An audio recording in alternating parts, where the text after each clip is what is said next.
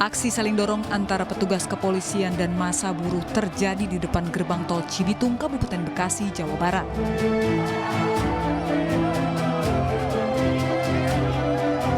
Sejumlah petugas kepolisian berusaha menghalau massa aksi yang mencoba memblokade akses jalan gerbang tol Cibitung menuju kawasan MM 2100. Kericuhan pun nyaris terjadi antara petugas dan massa pendemo. Dalam aksinya, massa buruh menuntut pemerintah Provinsi Jawa Barat menaikkan upah minimum kabupaten kota yang sebelumnya sudah diajukan pemerintah Kabupaten Bekasi. Dan apabila hari ini, tanggal 30 November 2023, jam 12.00 batas penetapan UMK, kalau seandainya tidak sesuai dengan rekomendasi yang kita sudah ajukan, buruh akan tetap bertahan, meminta SK itu direvisi. Apa yang terjadi nanti? Kemungkinan kawan-kawan paham, hari ini sudah terjadi gesekan, hal yang wajar di lapangan gesekan.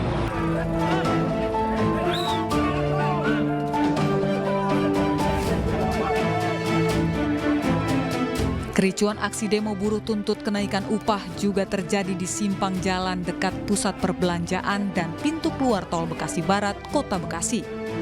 Sejumlah buruh yang hendak mengadang truk yang baru keluar dari tol Bekasi Barat terlibat kericuhan dengan pengemudi truk. Tidak hanya itu, Wakapolres Metro Bekasi Kota pun sempat bersih tegang dengan massa aksi hingga akhirnya dapat dilerai oleh anggota kepolisian lainnya. Aksi buruh blokir pintu keluar gerbang tol Bekasi Barat ini dinilai arogan dan dikeluhkan oleh para pengemudi dan pengguna jalan. Gimana ya? Aduh, ya namanya juga macet, emang gimana ya? Ya terima aja lah. Ya. Ini baru sejam apa udah berapa jam, Bang? Baru 1 jam. Usai melakukan aksi blokir jalan di gerbang tol Bekasi Barat, massa buruh bertolak ke wilayah Bantar Gebang yang merupakan wilayah sejumlah industri di Kota Bekasi untuk melakukan sweeping. Tim Liputan iNews melaporkan.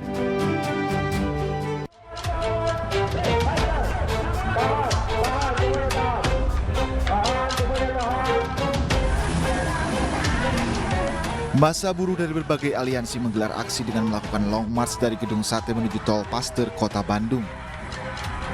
Para buruh sempat memblokade jalan layang Pasopati hingga menimbulkan kemacetan.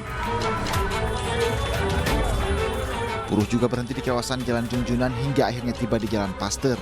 Namun saat buruh akan masuk ke area jalan tol, petugas kepolisian mengadang massa buruh.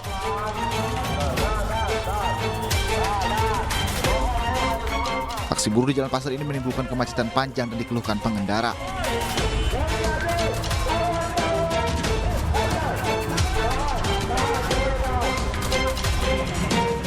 Setelah memblokade akses keluar masuk tol Paster, ribuan buruh membubarkan diri pada Kamis sore. Arus lalu lintas di kawasan Paster mulai kembali lancar. Gerbang tol Paster yang sebelumnya ditutup pun kembali dibuka. Meski demikian, kemacetan masih terjadi di beberapa titik di Kota Bandung akibat blokade jalan oleh buruh. Sebelumnya buruh menggelar aksi di depan Gedung Sate. Massa berharap bisa bertemu dengan PJ Gubernur terkait penetapan UMK. Massa buruh kecewa dengan keputusan gubernur yang akan mengesahkan upah minimum kota yang hanya naik 0,5% atau sekitar Rp14.000.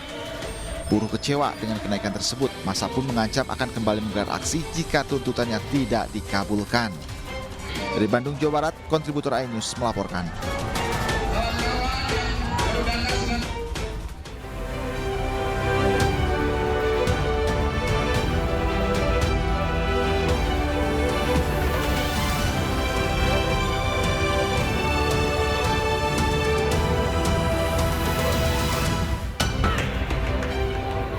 Seribu pengacara siap mengawal kasus pelaporan juru bicara TPN Aiman Wicaksono ke Polda Metro Jaya.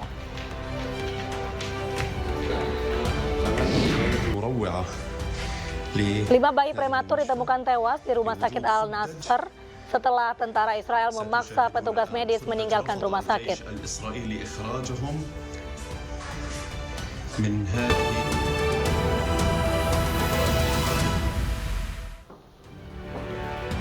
Halo, selamat malam. Apa kabar pemirsa? Ribuan buruh berunjuk rasa memblokade pintu masuk tol Cibitung dan Paster, Jawa Barat. Mereka menuntut kenaikan upah minimum 2024. Bersama saya, Mirva Suri. Inilah iNews Malam selengkapnya.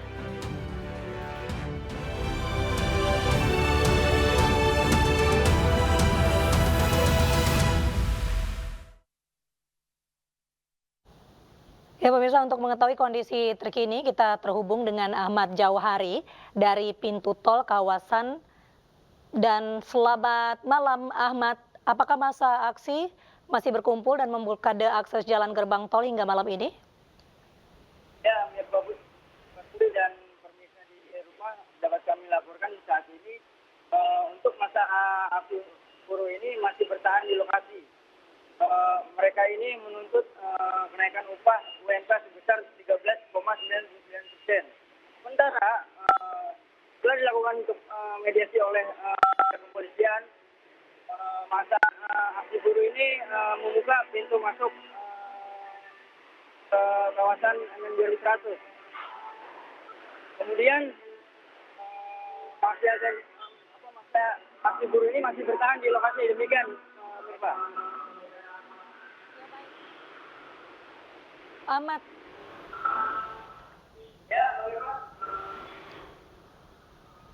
Baik, terima kasih Ahmad Jauhari melaporkan langsung. Selamat kembali bertugas. Pemirsa, kita beralih ke informasi di mana 4 rumah semi permanen di Goa, Sulawesi Selatan ludes terbakar. Warga pasrah melihat rumahnya terbakar karena pemadam kebakaran baru datang setelah 45 menit.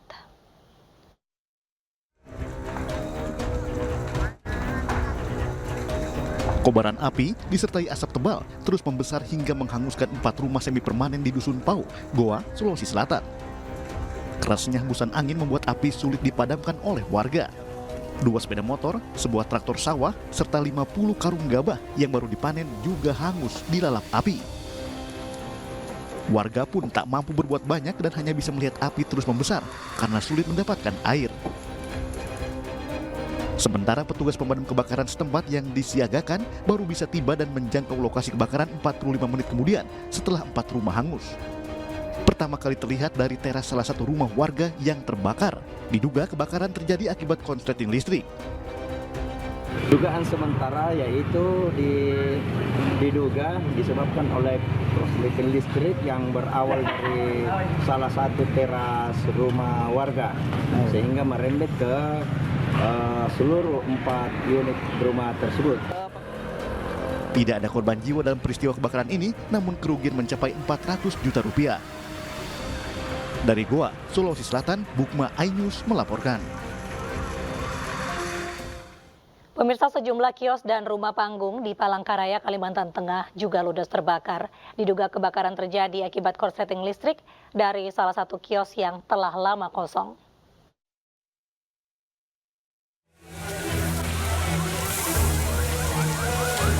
Kebakaran menghanguskan sejumlah bangunan kios serta rumah barak di kawasan Jalan Lintas Kelurahan Pahandut, seberang kota Palangkaraya, Kalimantan Tengah, Kamis dini hari. Banyaknya material bangunan panggung yang terbuat dari kayu membuat api dengan cepat membesar dan menghanguskan seluruh bangunan. Tim pemadam kebakaran yang datang ke lokasi bergegas melakukan pemadaman dengan mengerahkan sejumlah mobil damkar, dibantu tim relawan serta masyarakat setempat. Sekitar setengah jam kemudian, kobaran api berhasil dipadamkan. Diketahui, api pertama kali muncul dari salah satu kios yang telah lama ditinggalkan oleh pemiliknya. Diduga, kebakaran terjadi akibat korsleting listrik. Dari bagian mana?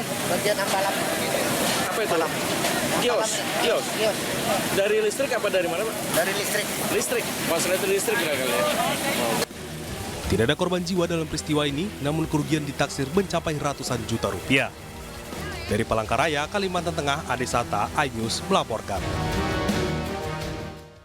Petugas Satlantas Polres Aceh Tamiang menangkap 2 tersangka pengedar narkoba antar provinsi. Petugas juga menyita narkotika jenis sabu seberat 10 kg.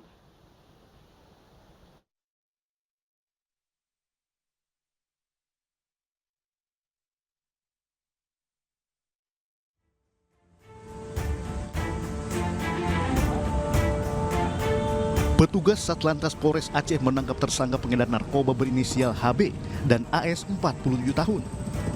Penangkapan ini bermula saat petugas menggelar operasi Mantap Brata di kawasan Jalan Medan, Banda Aceh, Kabupaten Aceh Tamiang, Aceh. Saat itu, kedua tersangka yang mengendari mobil berjenis sedan dari arah Banda Aceh menuju kota Medan dihentikan oleh petugas untuk diperiksa. Dari pemeriksaan, petugas menemukan 10 bungkus teh Cina diduga berisi narkoba jenis sabu yang disimpan di bagasi belakang mobil.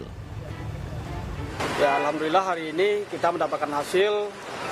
Tadi ada penangkapan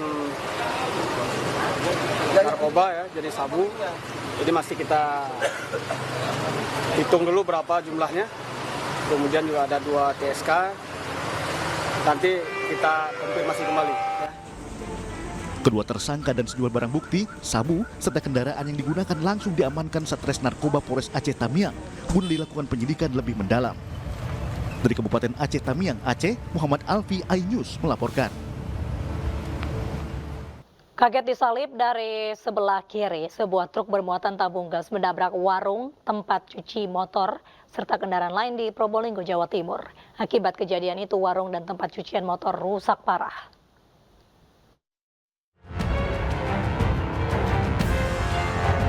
Kecelakaan truk bermuatan LPG menabrak warung, tempat cuci motor, sepeda motor, dan 1 mobil di jalur selatan, Kelurahan Kebonsari Wetan, Kota Probolinggo, Jawa Timur.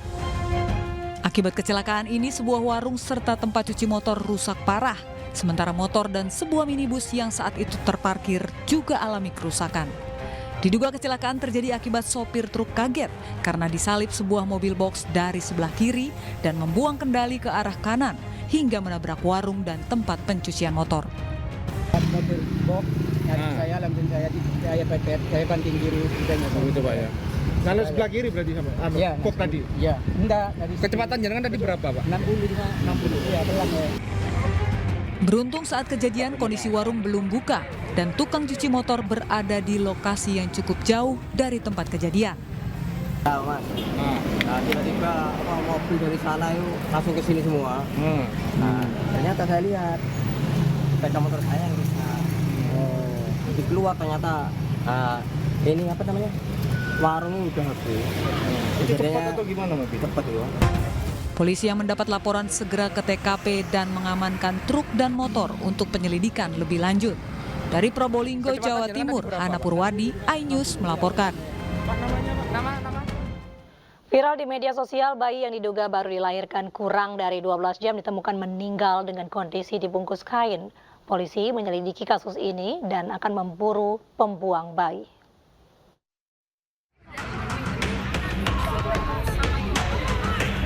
Warga Brebes, Jawa Tengah dihebohkan dengan penemuan jasad bayi yang dibungkus sarung dan baju koko di tempat pembuangan sampah. Aparat kepolisian langsung membawa jenazah bayi ke RSUD Brebes. Kanit Reskrim Polsek Wanasari Ibda Rukasigit mengatakan jasad bayi berjenis perempuan. Diperkirakan baru dilahirkan kurang dari 12 jam. Saat ditemukan sudah meninggal dunia. Untuk bobot tinggi, Untuk jenis kelamin perempuan, tinggi 35 cm, berat badan 1 kilo. 1 kilo. Itu kemungkinan lahir kapan Pak? Dan meninggal hasil pemeriksaan dokter katanya? Menurut keterangan dari dokter, dari UGD tadi, untuk bayi tersebut kemungkinan diestimasi 30 minggu ya. Umur di kandungan 30 minggu, kemungkinan meninggal kurang dari 12 jam. Penemuan jasad bayi pertama kali diketahui oleh seorang anak yang curiga adalah kucing yang tengah mengendus bungkusan tas. Setelah didekati oleh anak tersebut, ternyata sesosok jasad bayi. Dari lokasi kejadian, polisi menyita sejumlah barang bukti yakni tas dan kain yang dijadikan bungkus jenazah bayi. Dari Brebes, Jawa Tengah, Unibar iNews melaporkan. Alat kelamin anak terpotong saat ikut sunatan massal di Lahat, Sumatera Selatan. Akibat kejadian itu, keluarga korban melaporkan dugaan malpraktik.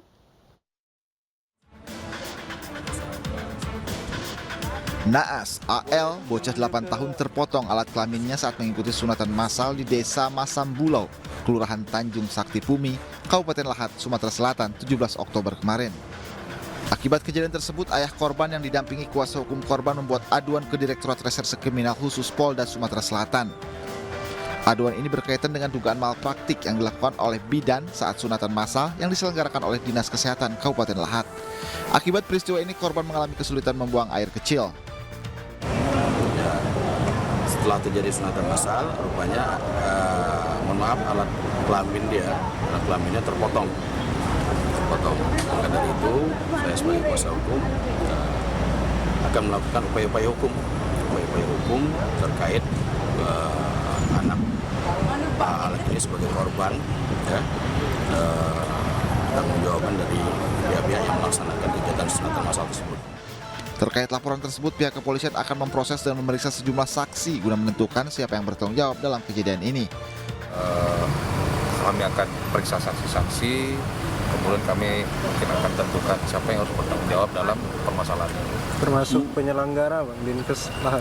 Ya kami belum tahu, karena kami belum ada memeriksa siapapun. Ya, kami sedang melengkapi administrasi, kemudian kami mungkin akan melakukan pemeriksaan. Sebelumnya keluarga telah membawa bocah 8 tahun tersebut ke rumah sakit, namun dokter menyatakan alat kelamin yang terpotong tidak bisa disambung lagi. Dari Palembang, Sumatera Selatan, Firdaus, iNews melaporkan.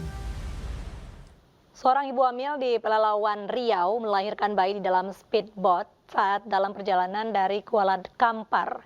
Dengan pertolongan bidan puskesmas, bayi berjenis kelamin perempuan itu dapat diselamatkan.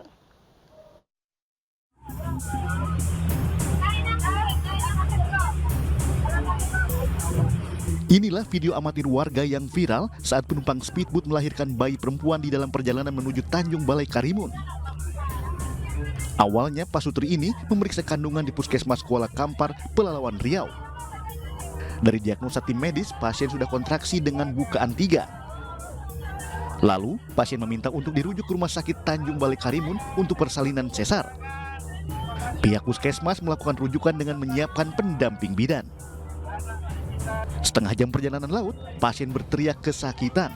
Sontak, bidan yang sudah disiapkan membantu persalinan bayi di dalam kapal cepat. Dengan peralatan medis yang sudah disiapkan, bayi berjenis kelamin perempuan dengan bobot 2,6 kg dan panjang 49 cm diselamatkan dengan persalinan normal. Kami sudah mempersiapkan juga kemungkinan bahwasanya akan terjadi persalinan di jalan atau di mana saja sebelum sampai ke Rumah Sakit Tanjung Balai Karimun dengan menyiapkan seluruh peralatan baik dari infus, kemudian obat-obatan, kemudian juga obat oral. Kini ibu dan bayi yang diberi nama Putri Kurniawati dalam kondisi sehat dan sudah dipulangkan ke rumahnya di Kuala Kampar. Dari Pelalawan Riau, Yusuf Marpaung, iNews melaporkan. Pemirsa, akibat meluapnya Sungai Cabang Tengah, banjir merendam Jalan Raya Mampang, Depok. Informasi selengkapnya usai jeda.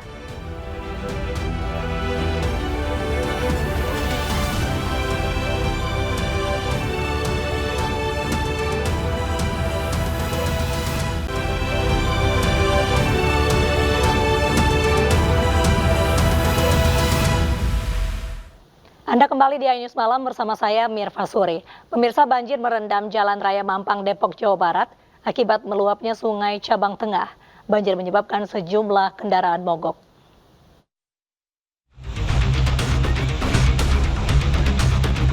Akibat meluapnya aliran Sungai Cabang Tengah di Depok, Jawa Barat mengakibatkan banjir di Jalan Raya Mampang. Selain merendam Jalan Raya Mampang, banjir juga mengakibatkan sejumlah motor mengalami mogok dan kemacetan arus lalu lintas. Banjirnya kira-kira berapa senti sih, Pak? Banjir sekitar ada 70-an ya. 70 senti ada, Pak, ya? Oh, Pak, Bapak sering lewat jalan sini, Pak? Tiap hari. Tiap hari? Emang kalau hujan gede selalu banjir, Pak? Ya, nggak tentu, kadang banjir, kadang enggak. Lah ini kan... Sementara itu, Kapolsek Pancoran Mas Kota Depok Kompol Tri Haryadi mengatakan banjir di Jalan Raya Mampang ini memang kerap terjadi.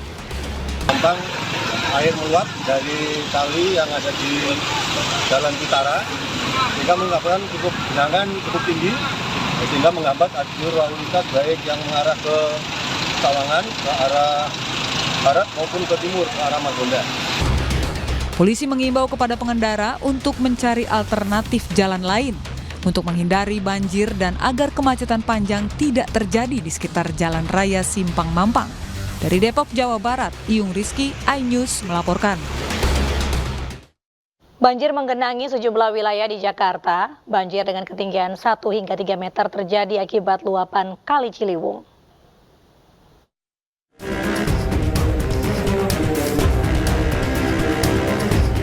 Banjir menggenangi sejumlah wilayah Jakarta pada Kamis siang, seperti di kawasan Jalan Masjid Al Makmur, Pejaten Timur, Jakarta. ratusan rumah warga terendam banjir dengan ketinggian air 1 hingga 3 meter. Banjir di permukiman warga disebabkan meluapnya Kali Ciliwung usai mendapatkan kiriman dari wilayah hulu di Bendung Katulampa, Bogor, Jawa Barat. Akibat banjir ini, sebagian warga yang rumahnya terendam mengungsi untuk menunggu banjir surut. Sudah banjir, tapi nggak setinggi ini. Yang pertama tinggi sama di atas itu pintu. Yang kedua sama di sini. Yang ketiga ya ini. Banjir juga merendam kawasan permukiman warga di Rawajati, Jakarta. Banjir yang terjadi pada Kamis pagi ini akibat meluapnya Kali Ciliwung. Ketinggian air mulai dari 60 cm hingga 1 meter. Aktivitas warga pun terganggu akibat banjir ini. Meski sempat mendapat peringatan banjir dari WhatsApp Group, warga berharap masalah banjir ini segera diselesaikan oleh pemerintah.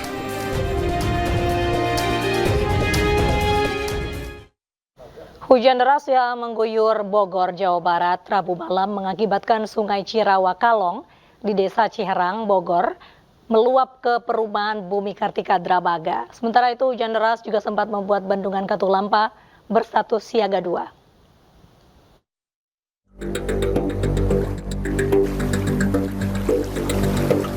Hujan yang mengguyur kota dan Kabupaten Bogor mengakibatkan Sungai Cirawa Kalong meluap dan menggenang perumahan Bumi Kartika Dramaga di Kabupaten Bogor, Jawa Barat. Dari 150 rumah yang ada, 70 rumah terendam banjir. Hujan deras, Pak. Hujan deras ya, jadi akibatnya tuh luapan air dari Rawa Kalong itu meluap. Tambahkan dari pertama. Ini sungainya sungai apa? Sungai Cirawa Kalong. Oh, Cirawa Kalong. Terus? Kalong ini meluap, semua tumpah ke Bumi Kartika. Berarti banjir bah ya? Banjir ya, betul. Kemudian dari sini penyempitan, Pak. Dari penyempitan sungai ini tadinya 3 meter, ini ada penyempitan jadi 1,5 meter. Karena kan ada tembok nih, dibangun tembok, kan ada tanah perumahan yang di sana ya. Ya, jadi sih mudah-mudahan nih ke depan bisa dinormalisasi untuk Cirawa Kalong ini jadi seperti semula tuh ada 3 meter luasnya. Sekarang tuh penyempitan, jadi setiap kali itu semua udah nggak nampung. Banjir membuat warga kini mengungsi, baik ke saudara maupun ke tetangga masing-masing yang tidak terkena banjir.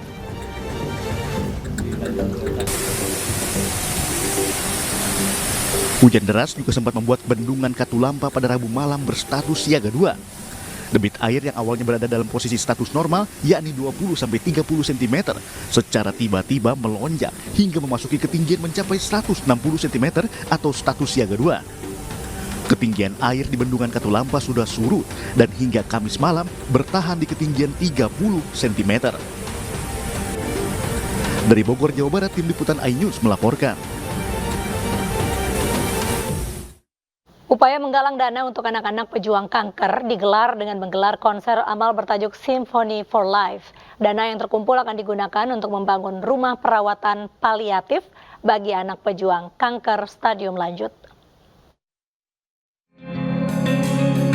Konser amal Symphony for Life berlangsung sukses digelar di Aula Simfonia, Jakarta.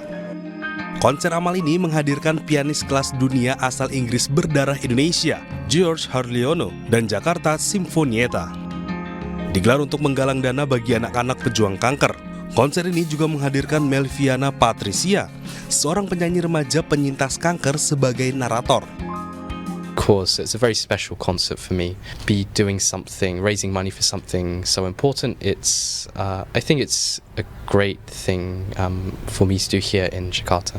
Sebagai pejuang kanker juga yang terdiagnosa di umur 3 tahun dan sembuh di umur 5 tahun, aku berharap untuk para pejuang kanker selalu semangat dan selalu berjuang untuk mimpi kalian. Konser amal yang menjadi bagian dari program Humanity in Harmony ini digelar Yayasan Kanker Anak Indonesia (YKAI) dan mendapat dukungan dari MNC Peduli. Kolaborasi dan juga untuk menggalang dana untuk rumah paliatif, jadi hospice bagi anak-anak yang sudah stadium lanjut di Indonesia ini. Tujuan kami menggalang ini, ikut dalam partisipasi ini dengan harapan mendapatkan dana yang untuk digunakan membangun rumah singgah tadi yang bisa dimanfaatkan bagi para anak-anak yang terjangkit kanker, khusus dari yang keluarga prasejahtera. Kegiatan ini diharapkan dapat meningkatkan kepedulian dan perhatian serta menjangkau tindakan kolaboratif untuk anak-anak pejuang kanker di Indonesia. Tim Liputan iNews melaporkan.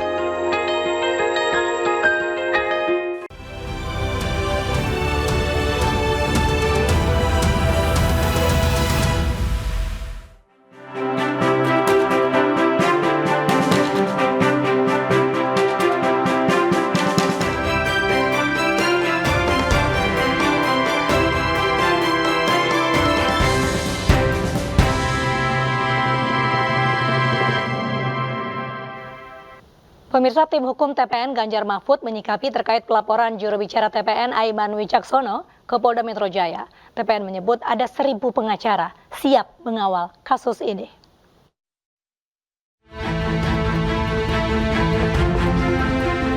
Juru bicara TPN Ganjar Mahfud, Aiman Wicaksono, mengaku terkejut terkait pengiriman surat pemanggilan dirinya oleh Polda Metro Jaya yang dikirim pada pukul 23.50 waktu Indonesia Barat. Aiman mengaku hal itu sempat membuat panik pihak keluarganya. Mengapa harus mengirimkan surat di tengah malam, di luar jam batas kewajaran? Ya jelas itu jam, menurut saya itu jam tidak wajar untuk mengantarkan undangan, untuk bertamu. Ya, anak saya masih usia SMP dan SD, ya tentu terbangun dan juga kaget, nanya kepada ibunya siapa yang ngebel gitu ya.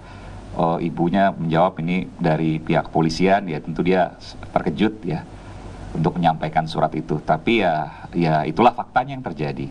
Jadi saya pikir apa tidak ada waktu lain untuk mengantarkan surat.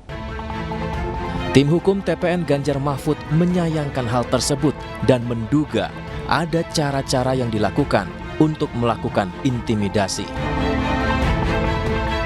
Dugaannya adalah intimidasi.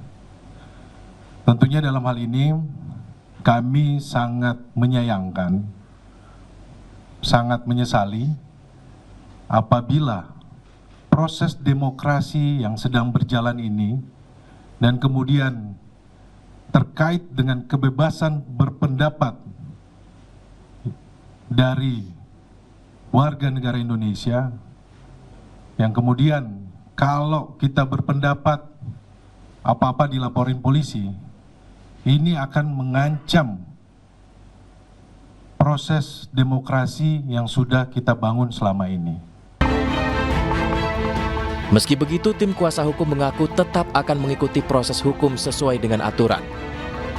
Bahkan, ada 1.000 pengacara yang menyatakan siap mendampingi Aiman dalam kasus ini.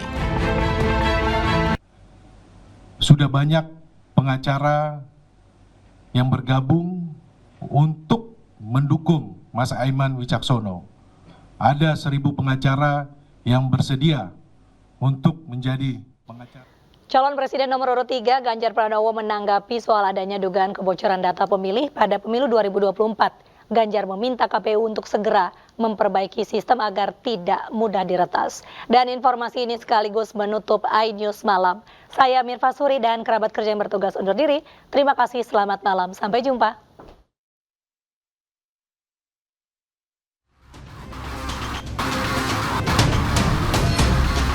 Ganjar Pranowo, calon presiden dari Partai Perindo nomor urut 3, respon adanya dugaan kebocoran data pemilih pada pemilu 2024. Ganjar mengatakan bahwa seharusnya Komisi Pemilihan Umum segera memperbaiki sistem agar tidak mudah diretas. Ganjar juga mengatakan bahwa tim pemenangan nasional Ganjar Mahfud sedang memantau perkembangan dugaan kebocoran data pemilih dan juga meminta kepada aparat penegak hukum untuk terlibat mengusut dugaan kebocoran data pemilih 2024. Itu diberikan bersama Indonesia untuk keadilan. Tentu banyak catatan-catatan yang diberikan itu adalah masukan untuk perbaikan. Capres nomor urut 1, Anies Baswedan, enggan berkomentar terkait dugaan kebocoran data KPU. Sementara Cawapres Caimin mengatakan kebocoran data menunjukkan kelalaian masyarakat dalam mengawal KPU dalam pemilu 2024. Kedepannya, kebocoran data pemilihan harus segera diatasi dan diusut tuntas agar tak berdampak pada masyarakat. Terlebih, disalahgunakan di waktu pemilu 2024. Dari Jakarta, Tim Liputan iNews melaporkan.